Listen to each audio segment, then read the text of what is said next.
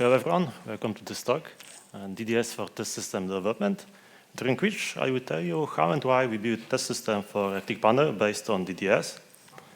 So my name is Pavel, my background is mechanical engineering and robotics, and last 15 years I designed all kind of test and measurement systems mostly for automotive. I did some scientific work and I started production lines, and last 4 years I switched more into text-based programming languages, so mostly .NET and Python. And I tried to combine them together in an ecosystem to, let's say, take the best of each language and put them together. So our company, Converter-Tech, we operate in the energy sector, and we deliver components of a wind turbine. On this side, you can see one of the biggest turbines, offshore turbines in the world. The size is more or less the same like the Eiffel Tower. The turbine is constructed of a tower, which is basically a giant metal stick. On top of this tower, we have gondola, and we have 3 blades. The cost to get this one is 50 million euro. They built to last 25 years. And the return of investment for this one is around 10 years. On top, we have gondola, which is massive metal structure. The weight of this one is 400 tons. On top, they usually have a landing plane for helicopters for service activities, so it's easier to do this once they are deployed at sea.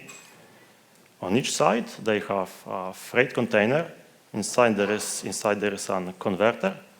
And in the corner, you can see those panels. Those are the product that we make. Inside this gondola, there is more than 20 of that type of panels. They are wired together and they work as one system. Each of those panels, they have specific function.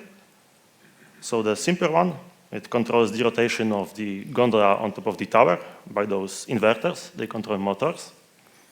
And more advanced one, it functions as a switch between main and backup power supply in the gondola.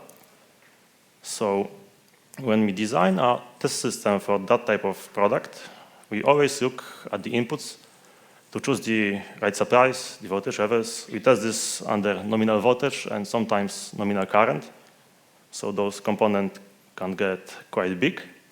We look at the outputs to choose the receivers, so things like resistors, motors, sensors to read the data, what is coming out.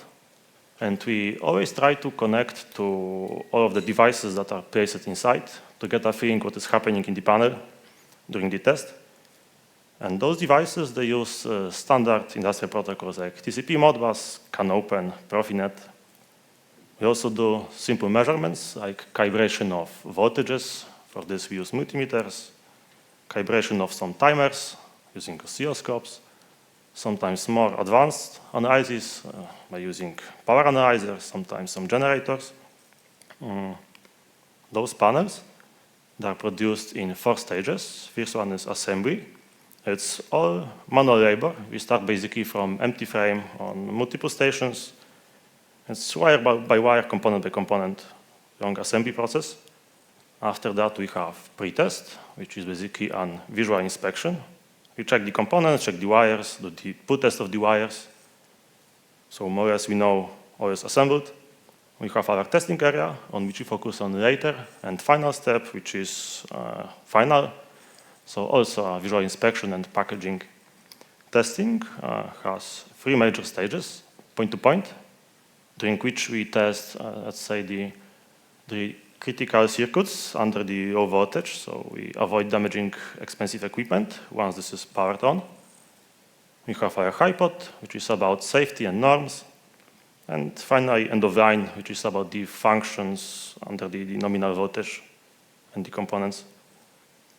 So test system connects to the panel by wires. There is usually hundreds of those wires that need to be connected to all the inputs, outputs, and terminals inside. The idea is the more connections we have, the more we know what is happening, so we can measure all of that. And sometimes we use adapters. So if there is a specific feature in a panel, we place them in the adapters, so the test system stays universal. So it's the same approach like you have fixture for electronics, the same idea. This brings us to the software and the old approach that we used.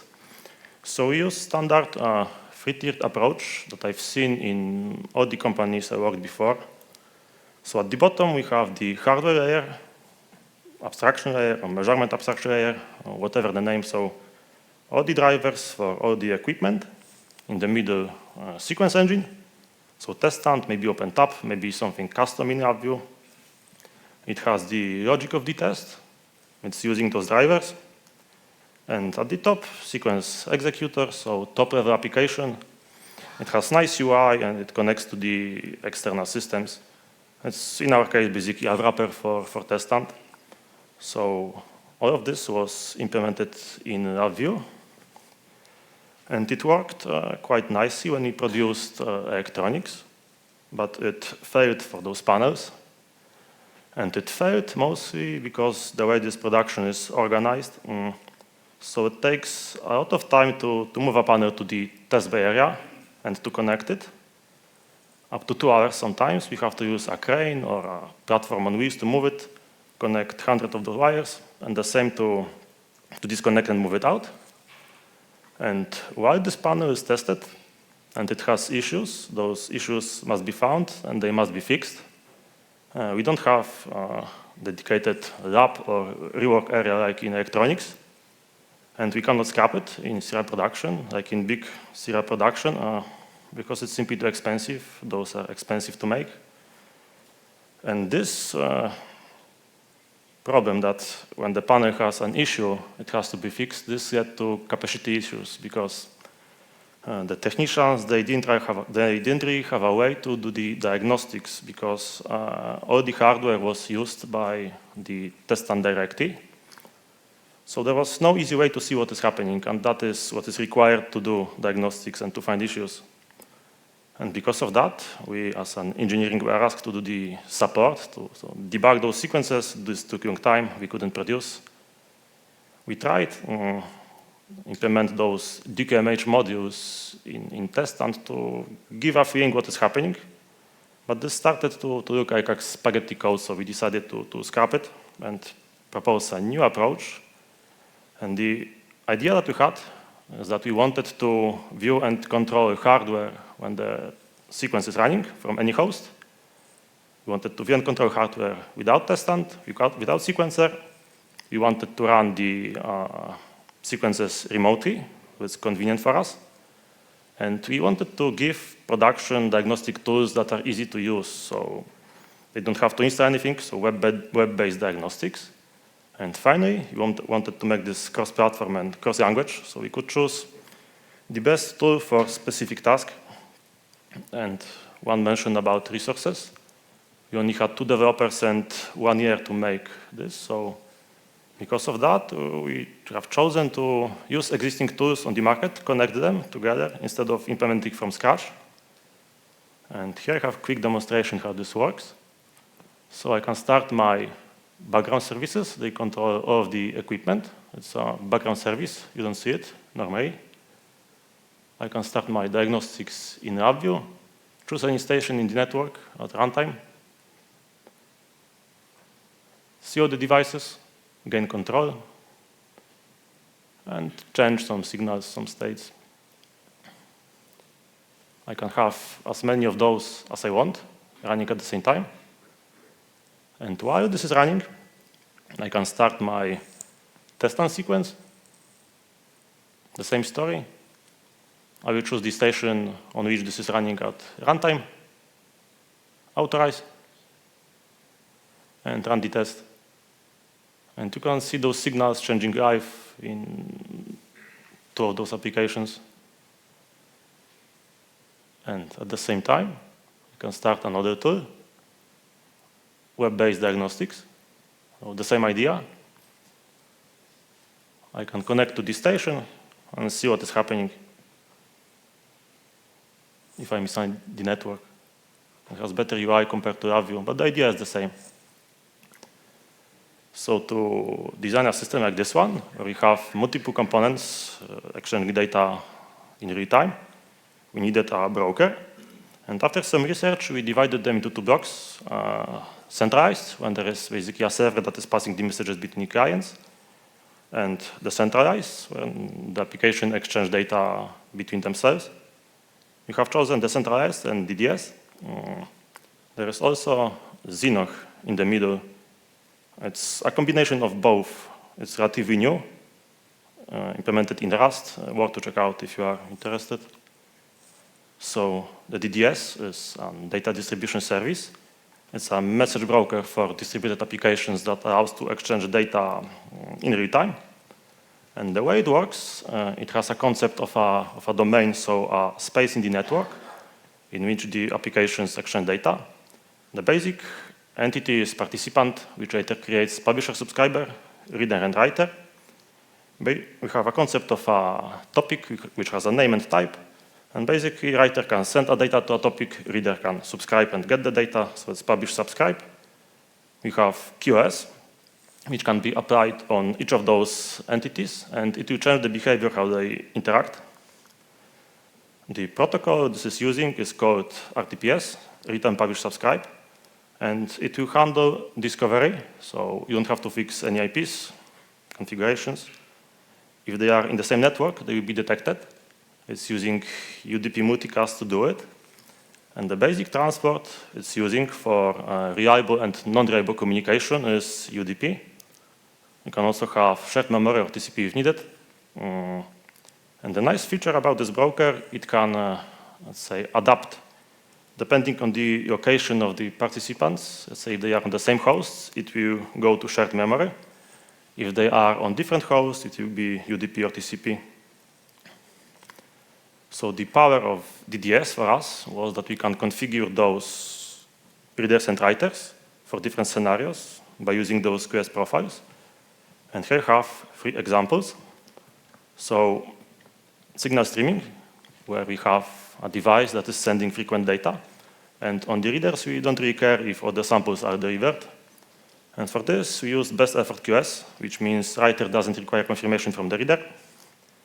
But on the reader, you can use deadline, which is basically a simple timer that will trigger an event when the data was not delivered. You can also use history QoS on the reader, which creates a buffer of latest 10 samples or 10 seconds of data, whatever. So by using those, we move a lot of complexity from the application to the DDS. It leads to simpler code that is easy to write. Another example are statuses. So changes in state, device of an application. So it's not, we don't know when it's triggered, and it must be delivered. So the same code, we simply change to reliable. Now the writer requires confirmation from the reader. And another one, durability. By using this one, when there is new application that joins, the latest state will be transmitted automatically. So again, we are moving out of complex code from the application to the DDS by simply using those profiles. And last example, commands. So it's not periodic data, it must be delivered, but it requires a response. This is still a publish-subscribe pattern. It's basically a high-level wrapper for 2 writers, 2 readers, and 2 topics. 1 topic for the request, 1 topic for the reply. The interesting fact is, because it's publish-subscribe, we can have multiple replies for 1 request. And this brings us to the first application, the hardware agent that is running in the background. So this one is implemented in .NET code. The framework that we used is called ACCANet. So it's actor model, the same idea like you have in LabVIEW. And the way it works, we have our root actor, basically an assembler class. It requires a broker and the drivers. Drivers are also in .NET. And we have 3 major components: access control, which basically controls which request from the client we passed, which will be rejected. We have configuration, which allows to change the state, let's say start-stop devices, apply some settings on the agent. And we have layers of supervisors and devices under those supervisors for each device type. So each class, like multimeter, scope, I/O, has its own supervisor and device actors. And if you look closer at those supervisors and I/O source, so I/O source is the most generic class that we have. It can basically read and write text, analog or digital data. So in this example, we have our switch. It's placed in the panel, and we care about state of each terminal, if it's connected or not. We care about some I/O it has, a quality of fiber signals. So first we create a driver for it. Later this driver is used in the I/O device actor, which is basically a simple state machine. It tries to connect to the device, read the data, send it to the supervisor. Supervisor will pass it to the clients, like an infinite loop, tries to do it forever. And supervisor can take requests from the client and pass it to the device actor. It will pass it to the device and way back to create a response. So by doing this, we can have references to those devices on the clients, but this still leads to complex code. Let's say 20 devices in the panel, 20 references in the sequences. It's hard to use. So we created another layer inspired by NI switch executive. So we assign a functional name to devices and signals on those devices. And instead of 20 references, we have now one that is easy to use. This mapping is a JSON configuration file that is stored on the agents and is transmitted to the clients when they join. And we tried to do basically the same approach for other devices. Let's say for scope, where you have standard methods, configure horizontal, vertical, trigger, measure, acquire. But this is still complex to use for the technician that needs to use it. So another layer on top of it, which basically allows to select a measurement, measure, and read the data. Another component, which is access control. So when we have the distributed system, when basically any client can send the request and change a state, it needs to be controlled. So when there is a DDS request coming, there is a lot of metadata that can be used, and we filter based on that. And for production, we require a proof of presence, so someone must be near the system to operate it. And the way it works, for him to be granted access, he needs to solve a simple challenge, so change position of the key occur to the one specified by test system. If he does it, the access is granted. You can have different methods if needed, like YubiKeys, time-to-time passwords. Idea is the same. Challenge, if it's solved, the access is granted. The last step, which is continuous integration. So all our code is hosted on GitHub. We build everything in the Docker containers. And those containers, they are running on the GitHub hosted runners, so everything happens in the cloud. For .NET Code, it's very easy. There is a ton of examples online. It's more difficult for LabVIEW and even more difficult for test stand. The result of this build is NI package. It's taken out of Docker and it's installed on the system. It's running as a Windows service.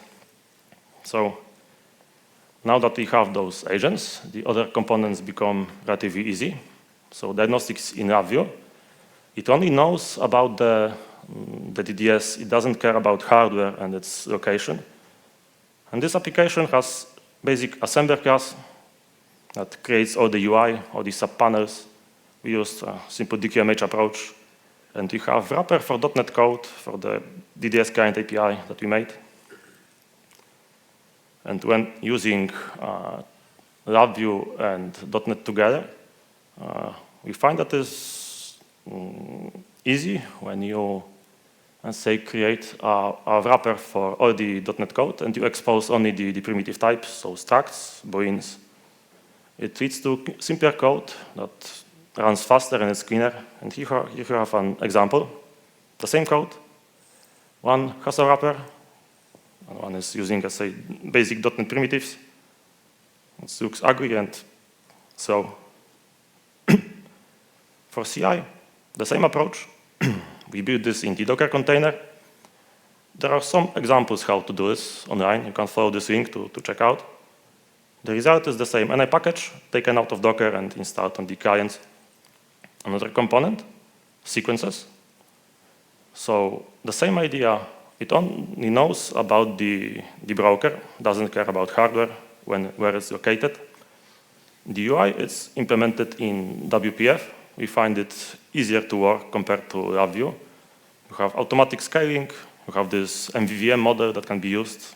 You don't have to implement what was shown yesterday. It's embedded in the framework. It has the translation, it has Unicode. It's less work to do the same. And the best practices for sequences always use the relative calls for all the modules or the images that you use. So once it copy-pasted, it basically works. I have seen some strange examples where people use, let's say, shared network drive, and they call the sequences from there. It's hard to maintain in the long run. For .NET, the same. Always use the .NET wrapper, even for the simple code, so it can be tested in .NET before used in the sequences. And we prefer not to use this chaining of .NET methods in the adapter. It's hard to debug. And in the sequences, we implemented a repetition mechanism. So basically, we divided sequences into blocks that can be repeated. So if a block has an hashtag comment called repeatable, and if this block fails, it will trigger an post step in which you can basically repeat it. You can allow for other clients to do diagnostics while the sequence is running, so they can fix the issue without stopping the test. And for CI, for testant, we tried to do the same, build this in Docker. And to do it, we had to implement new tool, testant command line, which allows us to operate testant without UI for continuous integration. So things like analyze the sequence, protect the sequence, run the sequence, set active version, activate it. And by using this tool, during the build, first we build all the .NET code, we test it. We run the sequence analyzer, so there are no exceptions. If there are exceptions, the build fails. We protect those sequences, so they cannot be modified by us once deployed. The result of this build is the same as an package that is taken out of Docker, and we deploy this on the system manually. And final component, debug web version. So the same idea like in LabVIEW. The only difference is that the server, it knows about and connects to all of those clients, all of those test systems at the same time. So the communication between the server and test systems is DDS, and communication between server and the clients, the browsers, is Signal R. So Signal R, it's a Microsoft protocol. It's basically TCP. In the browser, they have a JavaScript agent that is running, and it keeps open connection to the server. And by doing this, we have responsive UIs, so you don't really have to refresh the page to see those signals changing. This is implemented in .NET, in Blazor server. It's deployed as a Docker image, and it's running on Ubuntu, so it's cross-platform. And finally, this approach can scale. We can have multiple agents running on the same system. And this is transparent to the clients. They don't know how this is organized. Oh, sorry, I went too far. Oh. So this is what we have on our production. We use those tools depending on the need. So on test system, we have the agent for the hardware, the equipment.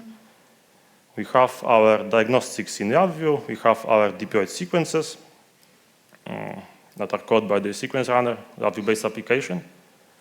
On the engineering PC, we have our sequences.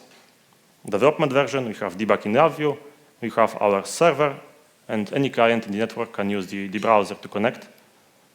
And this is running live for 5 test systems for more than a year in our production. Another setup is for the engineering, where we have a system that needs to be taken outside of the facility. So on the system, we have our agent for the devices. We have the server and diagnostics in LabVIEW. So they can choose if they want to use LabVIEW or if they want to use a server or to connect another PC and use the browser. And it can scale. We can have multiple agents forming a test system on one host. And this is transparent to the clients. And it can also scale in different way. We can have many hosts, and on each of those hosts, you can have one or many agents, and they together form a test system. And this is still transparent to the clients. They don't care how those agents are organized. And to wrap this up, so this approach, the idea was that we create those hardware agents. They talk to the devices. Those agents together, they can format a system. And we create dedicated clients, so sequences that have only the logic of the test, diagnostics in LabVIEW, or web-based diagnostics for, let's say, everyone that is interested. And this approach allowed us to solve the production bottlenecks. Now we are no longer asked to give support and to debug those sequences. It's more about learning how to use those tools, learning how the panel and data system work, how to control those signals. We also managed to reduce licensing costs. Before we had to install LabVIEW development, test and development on each test system. Now we only need test and deployment to run those sequences. And this has allowed us to reduce costs for future projects because basically the infrastructure is rewritten from scratch. All we have to do is to implement new driver if there's a new device and the logic of the test in test and the rest stays the same. And some ideas where we want to take this for the future. We want to run the sequences as part of a build process. So it's not only sequence analyzer to catch the exceptions, also catch the exceptions, let's say runtime exceptions. And the infrastructure for this is in place. We can run simulated hardware. We can, let's say, record those signals and play them back. All we need to do is to abstract the UI, so it can run without UI in test stand. We want to create another tool for the diagnostics. So something like PDF reader that has electric diagram, our documentation, and those live signals. So it's even easier to do diagnostics. And finally, we want to look into Xenoh, if it can be used to continue the cost reduction instead of DDS. Oh, thank you.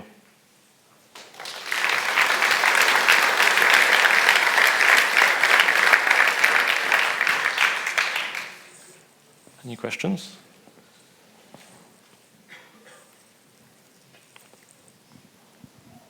Hello, thank you for a good presentation.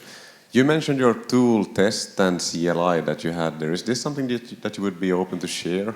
I've been trying to do something very similar, but I failed. So test and CLI, I think we can open source it. The story is it took a lot of effort to work around the let's say, test and limitations, the sequence analyzer especially. It's kind of not polished, but I think I can release it if you need it, if there's interest. Yeah, I'd be very interested at least. I had a lot of headache with exactly those bits myself. So yeah, if you have gone through it, then it would be tremendous. I will ask, but I think it will be released. Thanks. We'll get in touch. Sure.